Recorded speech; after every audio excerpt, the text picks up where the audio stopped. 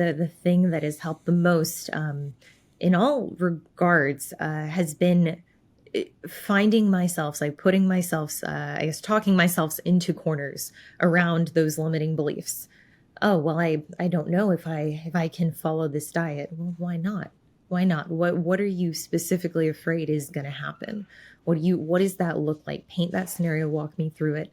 And that, I think, is the fear that a lot of individuals they show up, kind of in our email boxes, our DMs with, well, I need help because nothing I'm doing is working. Okay, well, let's start. What are you doing? You don't know what you're doing. Okay, so there's a lack of reporting around even just your current plan. Well, there's the disconnect already.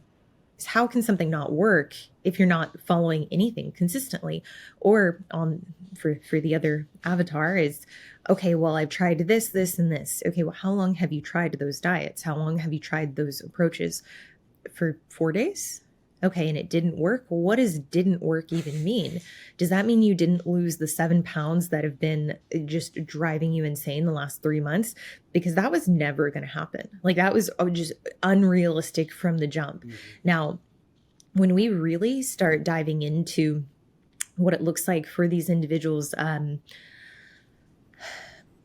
breaking adherence, I think this is something that I've had to get very granular in and really help them see, okay, when you break, what does that decision making look like in that moment right before you give in? Because that ultimately is what's leading you to break. That's what's leading you to that adherence. Like you have consciously at some point made a decision, even if it's impulsive, you made the decision that, okay, right now I care more about soothing this discomfort of, in some cases, being hungry, of some cases, being anxious, being stressed, feeling like, hey, you know what?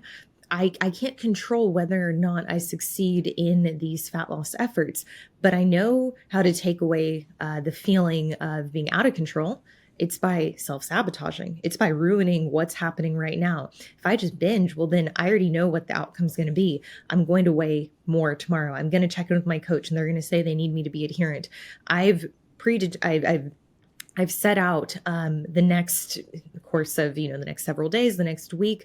I can dictate what that looks like, as opposed to right now it sucks. I'm hungry. And I don't feel like I'm getting the progress that I feel I'm entitled to get.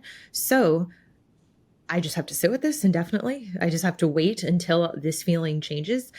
And I think that's where being really specific around what is the rationale behind the deviation. And sometimes there doesn't need to be a rationale. Sometimes it can be as simple as, hey, like I went on, me and my partner went out and we had a really nice dinner and I wanted to be non-adherent. I did not want to track, and that's good enough. And I think shifting the perspective from there needs to be a justifiable rationale for being non-adherent. I think that has been really helpful for clients, shifting them away from thinking that you have to rationalize it. There has to be an excuse of why you fell off the wagon, why you were oh, it was inconvenient or I didn't have access. It's like, okay, well, so these, I'm going to call them lies because that's kind of what they are. Like, I mean, it's you lying to yourself saying like, well, it was impossible. It wasn't impossible. The alternative was always just not to eat, which, like, I mean, you're never really starving. Like, you're very, very, very uncomfortable. I get it. I've been very, very, very uncomfortable. But the alternative, like the thing that you can do to stay adherent is to just not eat. It's to not act. So the decision to act, that came with a decision-making process. It came with deciding that, to mitigate this feeling, I'm going to act on it without the foresight of saying, okay, well, what does that look like after? And now you've built in this habit of every time I get to this new threshold, if I act, that soothes this feeling. Thoughts. I know that was a bit long, but I know you deal with this a lot with the clients, with your clients as well. love this. And a lot of my current approach and way that I frame communication and protocols for athletes was inspired by exactly this. Because at some point, you've had enough conversations with other coaches about athletes cheating or falling off or whatever that it's like, you know what? I bet we can fix this.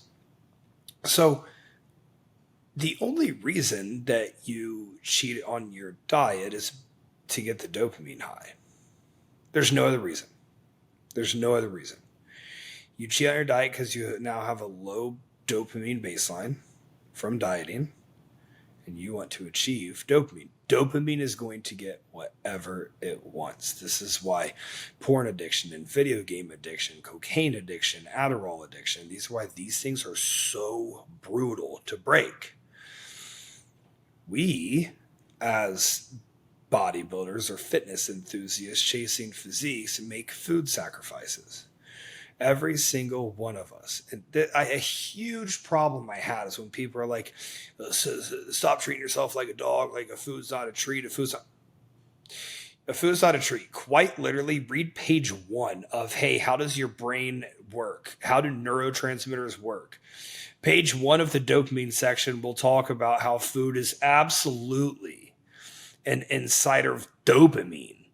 So some of the super hard, that's stupid. I'm not even going to get into a rant on that. So if we can understand that cheating on your diet is a byproduct of low dopamine and us trying to get a dopaminergic response, I think we can start attacking this. So, couple items. Well, everyone who's low dopamine is B vitamin deficient. Methylated B vitamin. Cool, bring it on in.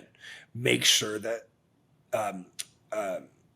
digestion is supported with bile acid from liver health so that we can break down B12 vitamins in the fatty meat that we consume. Also, like have red meat in your diet so that we can get a lot of these B vitamins. I mean, if your entire diet is tilapia, then you're absolutely mineral deficient. Or vitamin deficient. 1,000% you are. So another way, micronutrient sufficiency. Be in a micronutrient surplus. 3 to 4 different amino acid sources daily. 3 to 4 different protein fruits daily. 3 to 4 different veggies daily. My clients' diets have all those. Any of my dieting clients' diets are going to have dark chocolate in it too. Why? Dark chocolate is a fantastic exciter of dopamine, but also gives us something to look forward to. Everyone's going to have free meals. I talk about this very liberally, and people in my DM say that I'm lying about this. No, my clients have free meals, including in peak week. Why? Dopamine. Because if I can control the free meal, I can control when they go off plan. I can also give them the thing to look forward to that they're trying to look forward to. We get deep enough in prep, and all right, we talked about B vitamin. We talk about sleep. We talk about diet strategy. All right, glutamate. The more stressed out you get, the higher your glutamate levels in your brain goes. Glutamate equals anxiety. GABA equals calm. GABA is a precursor to dopamine. Glutamate is a precursor to GABA. So glutamate gets converted to GABA in the brain, then GABA will trickle down into dopamine as it gets converted. High levels of glutamate, the more stressed we are, the higher levels of glutamate are going to go. Vitamin B6 converts glutamate into GABA. We can also support this through progesterone. If we supplement with progesterone mixed with vitamin E, not oral progesterone, not cream progesterone, applied sublingual progesterone mixed with vitamin E is going to greatly drop prolactin and glutamate. People who are cheating on their diet are high glutamate and high prolactin. People who are cheating on their diet are stressed people. So if we solve these root issues, I bet we stop seeing people cheat on the diet. And guess what I've seen? I don't have people cheating on the diet. Quite genuinely, and I will open up my WhatsApp message. We can go through my WhatsApps with anybody. I do not have people cheating on their diet. Because how about we just counteract what's going on from a neurological component and a physiological component, and then we just educate the client on what's happening, why we're doing this, and all of a sudden, you don't have those issues anymore.